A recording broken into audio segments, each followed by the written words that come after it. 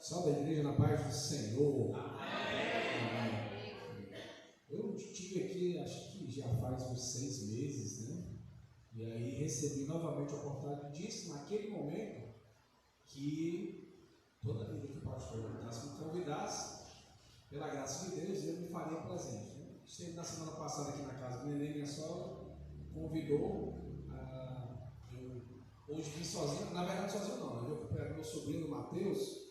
Ela não está aqui porque, pela graça do Senhor, nós tivemos uma filha, a Esther. Esther está com 2 meses e 20 dias.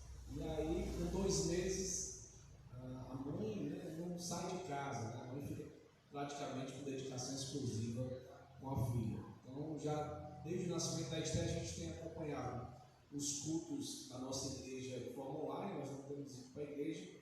E aqui é o primeiro momento, né, pós-nascimento de Esther, que eu estou em congregação, que eu estou entre irmãos, e isso é motivo de muita alegria.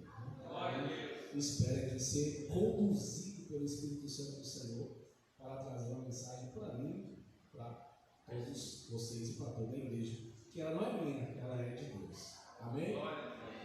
Vamos hoje refletir um pouquinho sobre o tempo oportuno de Deus em nossas vidas. O tempo oportuno de Deus em nossas vidas. E aí nós vamos meditar no livro de Eclesiastes, capítulo 3, versículo 1.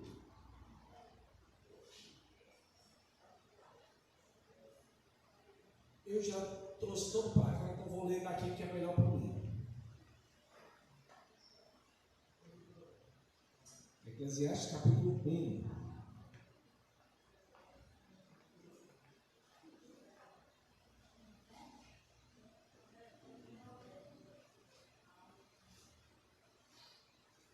Amém?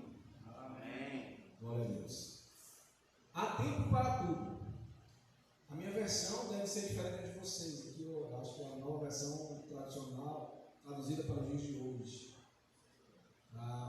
Mas o sentido é o mesmo. Então, há tempo para tudo. Para tudo há uma ocasião certa, há um tempo certo para cada propósito debaixo do céu. Tempo de nascer, tempo de morrer. Tempo de plantar e tempo de arrancar aquilo que se plantou. Tempo de matar e tempo de curar. Tempo de derrubar e tempo de construir. Tempo de chorar, tempo de sorrir. Tempo de plantear e tempo de dançar. Tempo de espalhar pedras e tempo de ajuntá-las. Tempo de abraçar e tempo de se conter. Tempo de procurar e tempo de desistir. Tempo de guardar e tempo de jogar fora. Tempo de rasgar e tempo de costurar. Tempo de calar e tempo de falar. Tempo de amar e tempo de odiar. Tempo de lutar e tempo de viver em paz. O que ganha o trabalhador com todo o seu esforço? Tenho visto o fardo que Deus impôs aos homens. Ele fez tudo apropriado ao seu tempo. Também pôs no coração do homem o anseio pela eternidade. Mesmo assim, ele não consegue compreender inteiramente o que Deus faz. Descobri que não há nada melhor para o homem do que ser feliz e praticar o bem enquanto vive. Descobri também que poder comer, beber e ser recompensado pelo seu trabalho é um presente de Deus. Sei que tudo que Deus faz permanecerá para sempre. A isso nada se pode acrescentar, e disso nada se pode tirar. Deus assim faz para que os homens o tenham. Aquilo que é, já foi, e o que será, foi anteriormente. Deus investigará o passado. Amém. Mais uma vez, na tua presença, Senhor, nós nos colocamos, Pai, de coração aberto, abrindo a tua palavra para que ela seja revelada aos nossos corações, Deus, penetrada, e que ao penetrar em nossos corações ela possa produzir bons frutos. E como está escrito que a tua palavra não volta vazia, que hoje possamos encher e saciar aquilo que vem de ti, pela glória do teu nome. Amém. Amém. Meus queridos, aqui é um texto bastante conhecido, bastante falado, bastante lido, né? Muito provavelmente todos que estão aqui já leram pelo menos uma vez, acredito que leram até mais de uma vez, e os sentidos. E vamos debruçar um pouquinho aqui em relação a tempo para tudo. No livro de Eclesiastes estão registrados os pensamentos do sábio, um homem que meditou profundamente sobre a vida humana, com as suas injustiças, decepções, e ele concluiu no livro que tudo é ilusão. Eclesiastes, uma curiosidade, é o 21º livro da Bíblia. Ele traz um estilo poético, né? Nós temos os livros proféticos, os livros históricos, os livros do Novo Testamento, as cartas, né? As cartas de Paulo, os evangelhos, e este é um livro poético dividido em 12 capítulos, 222 versículos, escrito 900 anos antes de Cristo, ou seja, há 2.922 anos, e é tão presente para os dias de hoje como tivesse sido escrito exatamente hoje. E com uma dedicação bem intensa, a gente consegue ler o livro de Eclesiastes em menos de 2 horas. Devido às características apresentadas no livro, a sua autoria ela é atribuída a Salomão. Não se sabe ao certo a autoria do livro, mas muito se diz que Salomão é o autor pelo estilo poético escrito do livro. Ele tem características únicas, pois, embora o pregador seja uma pessoa que acredita em Deus, muitas vezes faz perguntas e declarações como se não acreditasse. Em Eclesiastes, tratamos da sabedoria meramente natural, que procura encontrar a verdade e a felicidade. Esse livro ele é uma reflexão de um homem sem Deus. E este homem fala de vitórias e também de derrotas, de pessimismos, de otimismos, de esperança e desespero. Com muita oscilação de sentimentos, este homem não se esquece das verdades consoladoras e misericórdia de Deus, que ama aqueles que os buscam de todo o coração e ama também a todos aqueles que se arrependem. Esse é o nosso Senhor. O livro explica coisas boas e ruins que acontecem a todas as pessoas, independentemente de serem cristãs ou não cristãs, convertidas ou não convertidas. Também fala sobre obras do homem que não perduram, mas revela que as obras de Deus são eternas, elas perpassam o tempo. Esse livro afirma também que tanto os que vivem longe de Deus, quanto aqueles que vivem próximos e debaixo da graça do Senhor, passarão por dificuldades. E aí não temos como nos enganar e dizer que crente não sofre. De isso, Jesus, o maior cristão do mundo, o Salvador do universo, sofreu. E está escrito, né? Tende bom ânimo, ele diz: tem bom ânimo, eu venci o mundo. Reafirmando aquilo que está escrito lá em João 16:33. O livro revela ainda que todos têm um tempo limitado. Todos nós, a nossa característica comum é que nós temos um tempo limitado, determinado por Deus. Falado aqui, falado também no livro de Jó, por exemplo. E nesta terra. E serão muito mais felizes ao alcançarem sabedoria do que adquirir riqueza e poder. E aí nós precisamos, daquilo que o texto falou, compreender um pouquinho sobre os tempos, né? Os 2 primeiros capítulos, nós encontramos Salomão expressando a sua visão de como a vida é vazia, de como a vida é fútil, de como não tem sentido, que é aquilo que existe no mundo, né? A maior alegria do mundo, ainda assim, ela será vazia, diferentemente de nós, que qualquer tristeza debaixo da graça do Senhor, ainda assim se converterá em alegria pela graça de Jesus. No capítulo 3, ele expressa como a vida ela é de acordo com o que Deus determinou. Existem diferentes tempos, diferentes estações, estágios, fases, tempos na vida. E cada tempo ele é radicalmente diferente, ou até um pouco ao outro. Nós temos o inverno, diferente do verão, a vida e a morte, a paz e a guerra. O tempo de plantar, o tempo de colher, o tempo de amar e o tempo de odiar. E cada fase ela passa abrindo um espaço para a nova fase, pois Deus nos dá uma mistura de diferentes experiências de vida, tempos bons e tempos difíceis. A vida, irmãos, ela é dura, mas uma vida equilibrada não é colocar um sorriso no rosto todo dia, não. Viver com sabedoria e equilíbrio é aprender a respeitar cada um desse tempo. Não sei qual tempo você está vivendo, né? Se é de plantar, céu de colher, céu de amar, céu de ficar contigo, céu de dançar, céu de parar, mas viver com sabedoria e equilíbrio é aprender a respeitar cada tempo. Tudo dura somente um determinado tempo. Sobre algumas coisas você tem controle, sobre outras, absolutamente nenhum. Mas em todos os tempos somos responsáveis sobre como respondemos ao tempo em que estamos vivendo. E cabe a nós uma reflexão. Qual é o tempo que nós estamos vivendo? Porque eu posso dizer uma coisa: Deus está conosco o tempo todo. Mas será se nós estamos com Ele também o tempo todo? Será se a recíproca ela também é verdadeira? É a primeira reflexão que a gente pode fazer hoje, neste momento.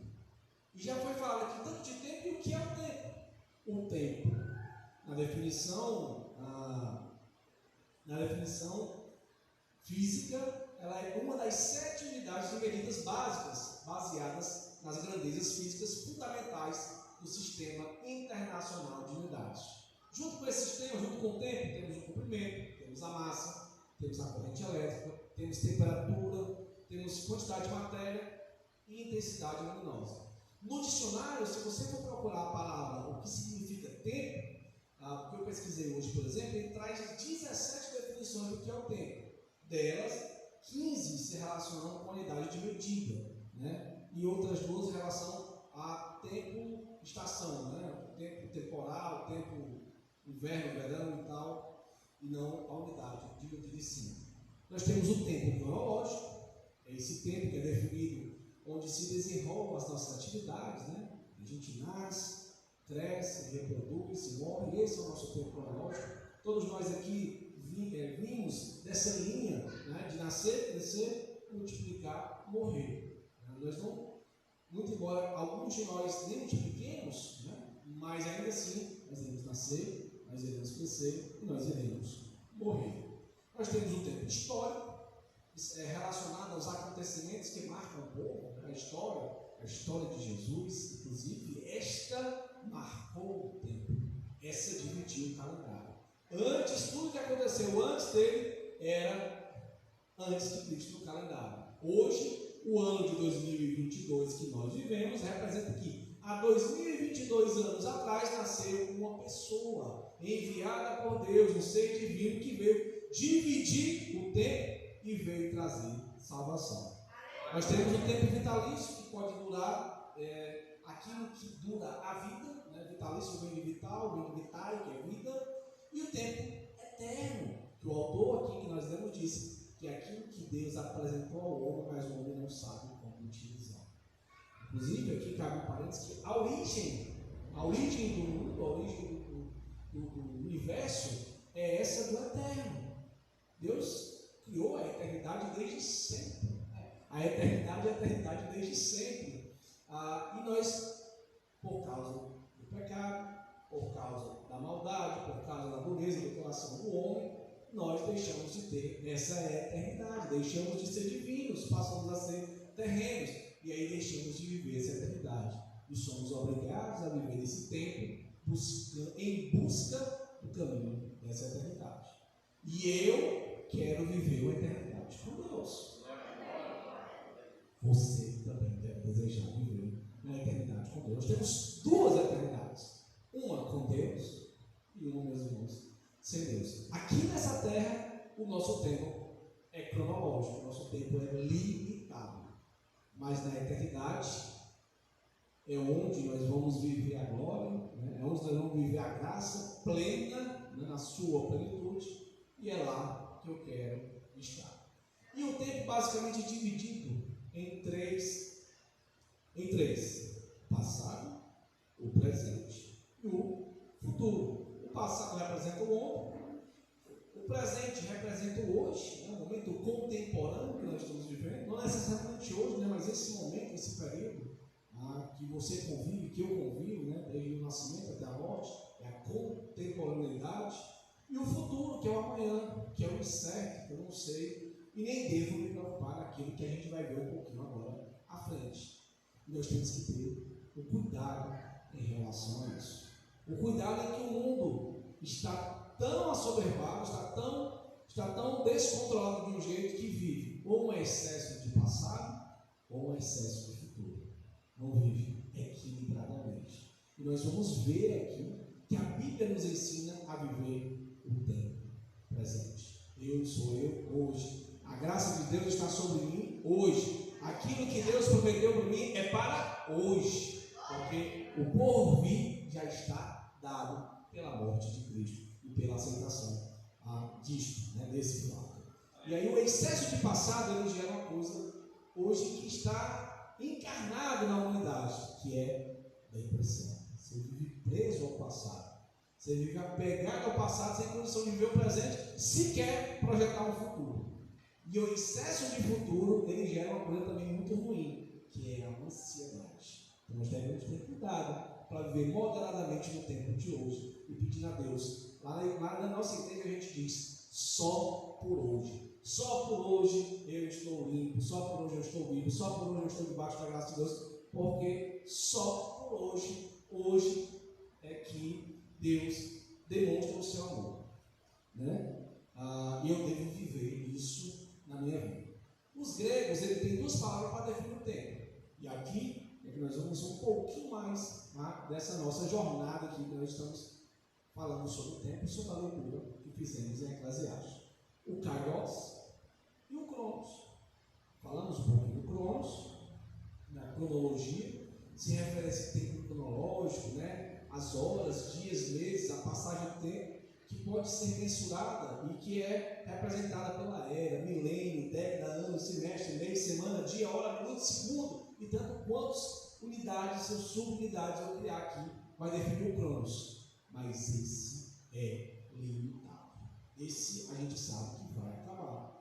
O culto começou às 7 horas, vai acabar uma hora. Eu posso falar que até meia-noite, mas vai acabar. Posso falar que até às 10 não vai acabar. Posso falar até às 8 não vai acabar. Eu vou trabalhar, entro no trabalho 8 horas da manhã, mas vou sair às 14, às 12, às 17, dependendo da minha jornada de trabalho. Então, o que nós vivemos aqui no Cronos é limitado. Tem começo, meio e fim. Já o Kairos não. O Kairos é o tempo de Deus.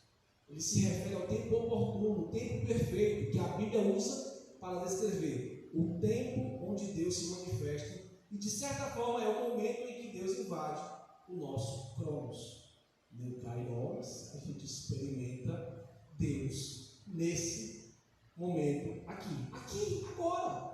Nós vivemos no Kairos, vivemos a graça, a gente canta. E lembramos da graça do Senhor, a gente vê os irmãos dedicados, lembramos da graça do Senhor, a gente escuta a palavra, a gente lê a palavra e se manifesta o Kairos de Deus. Podemos dizer que o Cronos é o tempo em quantidade e que o Kairos é o tempo em qualidade. O Kairos é o tempo oportuno de Deus quando invade o nosso Cronos. E está lá, escrito em Marcos 1,15. O tempo é chegado, dizia ele, o reino de Deus está próximo. Arrependam-se e creiam nas boas novas do Senhor. Como humanos, nós vivemos confinados no Cronos. Como homem, como mulher, nós estamos ligados e não conseguimos desligar do Cronos. De ir trabalhar, de ir se alimentar, de ir tomar banho e dos compromissos cotidianos. Mas como cristãos, devemos ter um desejo pelo Kairos, que pode acontecer a qualquer momento de nossas vidas. Diferentemente do Cronos, nós não podemos produzir o Kairos. No Cronos eu projeto, eu programo, eu pego minha agenda, vou ter uma reunião tal dia, vou ter uma audiência tal hora, vou fazer uma visita, vou fazer uma atividade, vou visitar um cliente, vou vender e tal, não sei o que. Então, no Cronos, eu projeto, eu planejo, eu programo. O Kairos não. O Kairos ele vem num momento oportuno ou inoportuno. Mas o que nós, como cristãos, devemos estar atentos a quando ele acontecer, a gente não perder, porque ele é muito gostoso. Ele é muito bom, porque a gente sente um pedacinho do céu nesse momento do Kairos. E eles podem acontecer, como eu disse, a qualquer momento. Quando uma pessoa diz para você o quanto você é especial para ela, isso é o Kairos. Isso é o mínimo de Deus. Ao ver o sorriso solto de uma criança, uma canção bem executada no solo, bem executado, num belo contemplar do pôr do sol, e você vê Deus no pôr do sol, e aí você se contempla, se vai dessa, se agradece e diz: Deus, como tu és bom. Na leitura de um texto bíblico, num sentimento de serenidade, num momento de muita dor, de muita aflição, você enxerga e sente um Kairos que vem de Deus. Um fio, um senso de plenitude que vem do nada, no meio da sua rotina, você sente esse Kairos, você deve estar preparado para vivê-lo intensamente. Sabe por quê? Sabe por quê, meus irmãos? Porque Deus é um Deus que se comunica comigo e com você indiretamente através de pessoas e de circunstâncias, diretamente ou indiretamente, através da sua palavra, através do seu Espírito e através da sua igreja, do seu povo. Através da sua palavra nós podemos ver em 2 Timóteo 3, versículo 16: pois toda a escritura sagrada é inspirada por Deus e é útil para ensinar a verdade, condenar o erro, corrigir as faltas e ensinar a maneira certa de viver. Através do Espírito, João 16:13. Porém, quando o Espírito da verdade vier, o que é que acontecerá? Ele ensinará toda a verdade a vocês. O Espírito não falará por si mesmo, mas dirá tudo o que ouviu e anunciará a vocês as coisas que estão para acontecer. E através da igreja, do seu povo, lá em Efésios capítulo 4, versículo 11 e 13, a gente consegue ver, ele designou alguns para apóstolos, para profetas, outros evangelistas, outros pastores e mestres, com uma finalidade específica, de preparar os santos para a obra do ministério, para que o corpo de Cristo seja edificado. E aí nós podemos nos aproximar de Deus no nosso cronos, no nosso tempo, vivendo esses momentos de Kairos. No nosso cronos, como eu disse, nessa nossa ligação humana com a cronologia, temos uma tendência de olhar para a Bíblia apenas como um livro a ser estudado, regras a serem seguidas e ensinamentos a serem repassados para outras pessoas. Nessa perspectiva, pode se tornar apenas uma tarefa. Vou ler a Bíblia, apenas uma tarefa. Com esses intuitos, com esses objetivos, com uma finalidade outra que não é a de enxergar a Deus. Mas na perspectiva do Kairos, a Bíblia é um relacionamento com uma pessoa que é Deus, com o desejo de conhecê-lo, quem quer me comunicar, onde aprendo a confiar e a experimentar ser um filho amado. Na perspectiva do Kairos, eu leio a Bíblia no desejo de ver Cristo sendo formado em mim. É um encontro a ser desfrutado. Deixe de ser uma tarefa, deixe de ser uma obrigação, deixe de ser algo que eu pratico pela religiosidade, para ser algo que eu pratico em amor, em alegria, em abundância. E aí, meus irmãos, dessa forma, a Bíblia nos ensina como esse tempo, que o nosso tempo deve ser levantado a Deus. E aí eu vou dizer para vocês como. Primeira coisa, buscando a Deus em primeiro lugar. E aí tudo que eu vou falar aqui está escrito na Bíblia. Não sou eu que estou falando, eu estou transmitindo, estou reproduzindo aquilo que está escrito nas Sagradas Escrituras. Mateus 6,33: busquem, pois, em primeiro lugar o reino de Deus e a sua justiça, e todas essas coisas serão acrescentadas a vocês. Esse é um princípio do qual nós, muitas vezes, renunciamos. Esse é o princípio do qual muitas vezes nós negligenciamos. Gente, aqui, meus irmãos, buscar primeiro o reino de Deus. Não é a minha vida, não é o meu trabalho, não é a minha família. Não, é o reino de Deus mesmo. É a primeira coisa. E eu buscando em primeiro lugar, não se preocupe. As outras coisas serão acrescentadas. A Bíblia nos ensina também que, derrotando o nosso tempo a Deus, nós não devemos nos preocupar com o amanhã. Não vos inquieteis, pois, pelo dia de amanhã, porque o dia de amanhã cuidará de si mesmo. Basta a cada dia o seu mal, está lá escrito em Mateus 6, 34. Não se preocupar com a provisão. Portanto, eu digo, não se preocupe com a sua própria vida, quanto ao que comer ou beber, nem com o seu próprio corpo, quanto ao que vestir. Está em Mateus 6, 25. Dai a nós o pão de cada dia. Hoje, está no Pai Nosso. Essa é a instrução que a Bíblia nos dá para não preocupar com o amanhã. A nos lembrar de Jesus hoje. Nós devemos nos lembrar de Jesus hoje. Lembra-te do teu Criador na tua mocidade, antes que venham os dias maus, em que você diga deles não tenho mais prazer. Remir o tempo enquanto os dias são maus. Fazer tudo com sabedoria, é o que está escrito na palavra do Senhor. Aproveitar o nosso tempo da melhor forma, sabe por quê? O tempo, ele é igual para todos nós. E nós devemos aproveitar ao máximo cada oportunidade de viver o Cronos e de viver o Kairos. A Bíblia nos ensina no nosso tempo a encorajar o próximo na fé. Hebreus 3,13. Ao contrário, encorajem-se uns aos outros todos os dias. Não é alguns dias, não é de vez em quando, não é quando tiver vontade, não, irmão. Todos os dias, encorajem-se uns aos outros.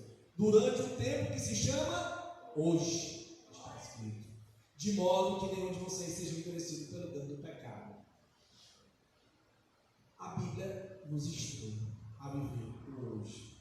E nós devemos ser estimulados, devemos ser movidos a buscar esse Kairos, a viver o Cronos no tempo de Deus. A Bíblia nos ensina também a nos aproximar do Senhor, Hebreus 4,16. Assim, aproximemos do trono da graça com toda a confiança, a fim de recebermos misericórdia e encontrarmos graças que nos ajudem no momento de necessidade.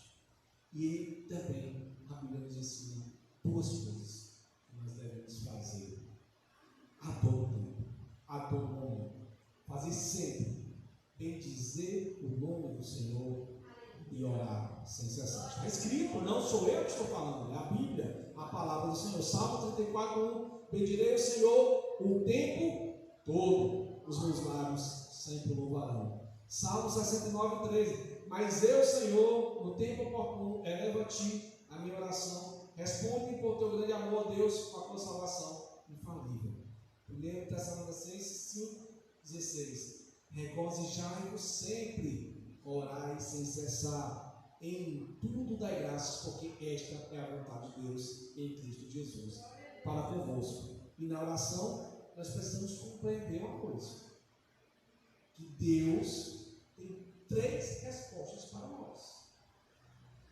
Nesses momentos, né, de regozijar, de alegrar, porque o que está escrito aqui é orar sem cessar e completo, em tudo dai graças.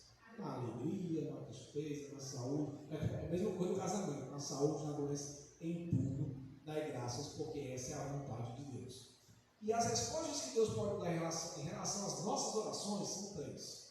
Ele pode nos dizer um sim, ele pode nos dizer um não, e ele pode nos dizer um ei, espera um pouco, porque o tempo é dele, o tempo não é nosso.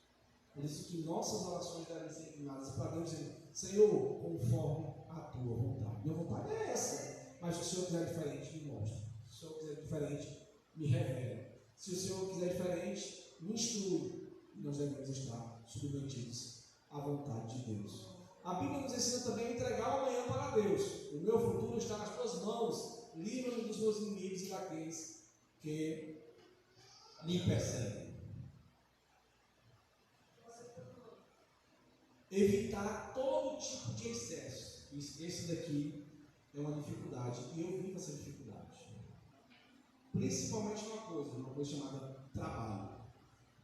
Eu acho que a nossa geração, ela vive uma intensidade de informações e que nos faz viver intensamente muitas coisas.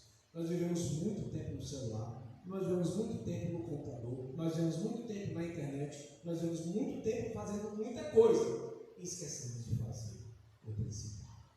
E esquecemos de fazer aquilo que é a primazia, que é o princípio, buscar primeiro o reino de Deus. Evitar os excessos, meus irmãos, está escrito em Eclesiastes 1:8. Temos que evitar essa carga excessiva de trabalho. Hoje, no nosso tempo contemporâneo, o que é que existe? Existe a síndrome de Barbeau, que é justamente aquilo de trabalhar muito. A pessoa trabalha tanto que ela fica doente, né? E ela fica apegada ao trabalho. Se ela não estiver trabalhando, acha que não está produzindo, acha que não merece viver, acha que o tempo vai se acabar e é uma doença e o excesso. Todo tipo de excesso não faz bem, adoece corpo, alma e espírito. A Bíblia nos ensina também, já estamos indo para o encerramento, seguir o nosso alvo. E o nosso alvo é Jesus. Lá em Filipenses 3, 13 ao 14. Irmãos, quanto a mim, não julgo havê-lo alcançado. Mas uma coisa faço, esquecendo-me das coisas que ficaram para trás, ficam e avançando para as coisas que estão diante de mim. Prossigo para o alvo, para o prêmio da soberana vocação de Deus em Cristo Jesus. Meu alvo é Cristo. O alvo dessa igreja deve ser Cristo. O alvo do seu coração deve ser Cristo. O alvo das suas atitudes deve ser Cristo. Não é amanhã, é hoje. Porque nós estamos aprendendo aqui que Deus fala conosco hoje. Deus nos salva hoje. Deus nos cura hoje. Compreender que a palavra de Deus ela é eterna. E aqui é também uma das maiores graças que nós compreendemos aqui, nós podemos contemplar. Passará os céus e a terra, porém as minhas palavras não passarão. Está escrito em Mateus 24, versículo 35. Compreender que a Deus pertence todos os tempos. O tempo do Cronos, o tempo do Kairos, tudo é conforme aquilo a que Deus pertence. Está em Atos 1,7. Não nos compete conhecer tempos ou épocas que o Pai reservou pela sua exclusiva autoridade. Mas recebereis poder ao descer sobre vós o Espírito Santo, e sereis minhas testemunhas, tanto em Jerusalém, como na Judéia e Samaria, e até os confins da terra. Os confins da terra estão hoje. Há 2000 anos atrás, a civilização era só lá, no outro lado do oceano.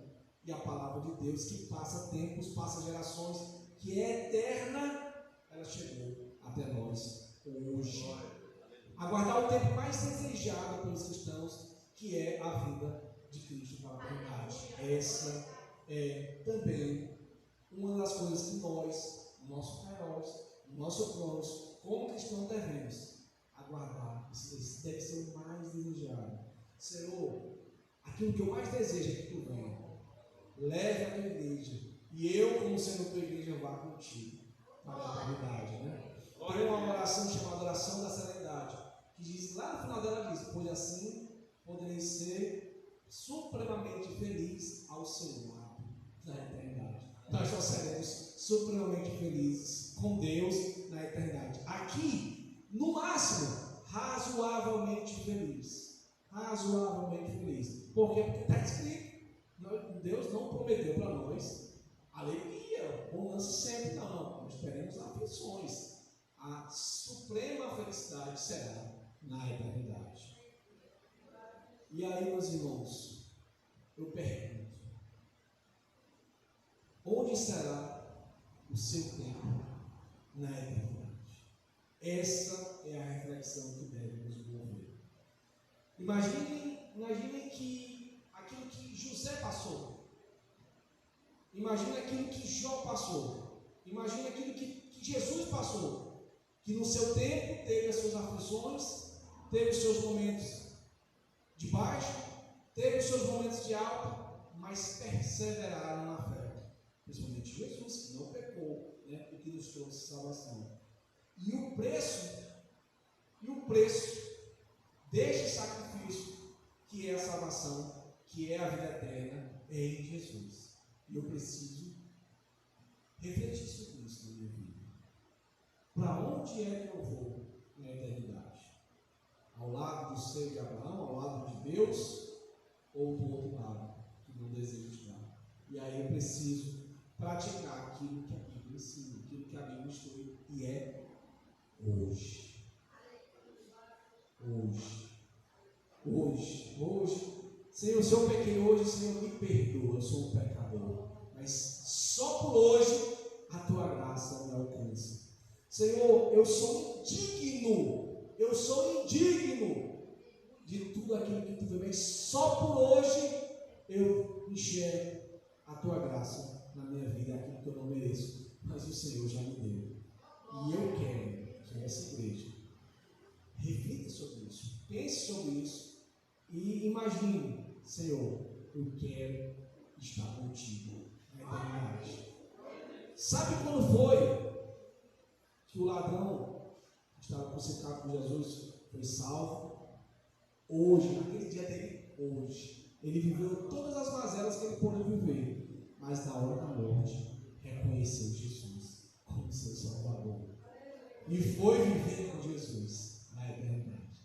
E é para lá que eu quero ir, e é para lá que eu desejo que essa igreja vá. E essa era a palavra, essa foi a palavra que Deus me deu no coração, pedi ao Senhor. Tinha preparado alguma outra, mas desde anteontem, tempo, fala sobre tempo, né? E por que isso, né? Porque justamente no momento que nós estamos vivendo, um tempo de fim de ciclo, fim do ano, né? A gente termina o ano e avalia como é que foi o ano e faz promessas para o ano seguinte, e nós temos, como humanos, essa tendência a ficar amarrado a esse cronos.